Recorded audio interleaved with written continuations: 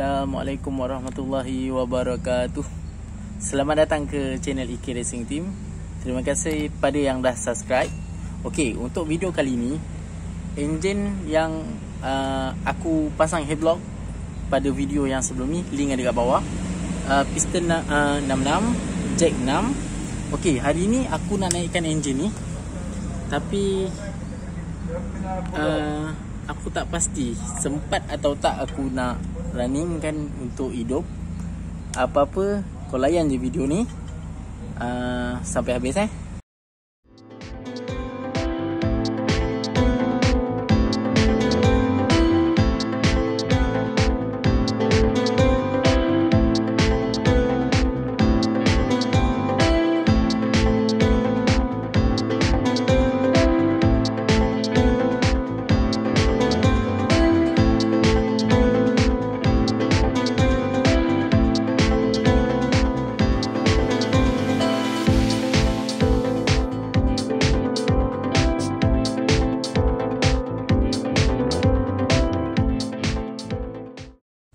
Okay guys, sekarang motor enjin dah pasang.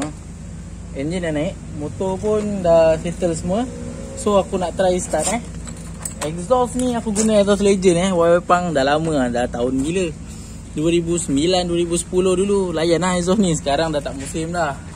So ini aku cuma try untuk hidupkan motor ni saja sebab dah tak ada exhaust dah. Okay ya, cuba pertama.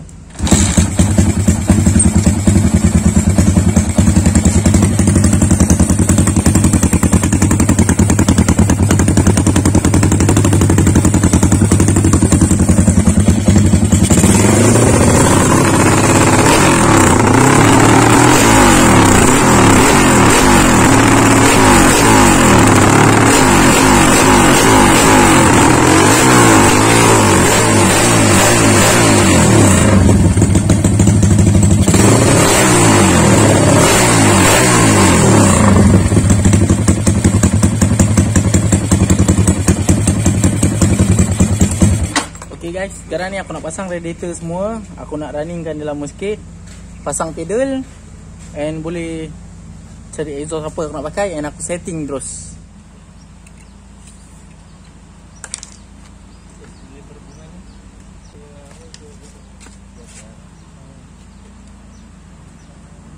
Okay guys, alhamdulillah motor aku dah siap pasang radiator.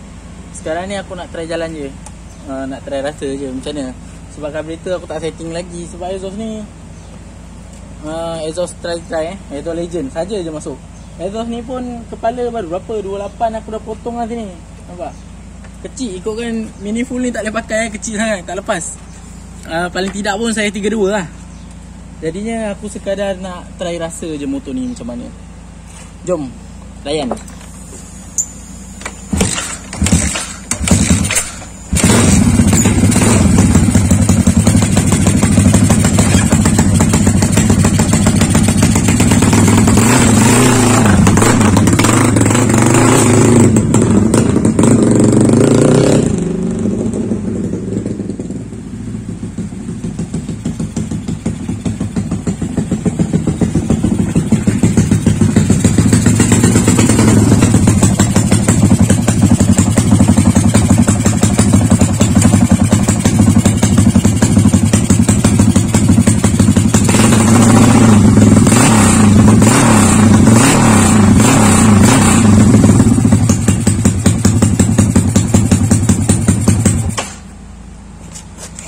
Okay guys, alhamdulillah rantai pun longgar ni layan lah.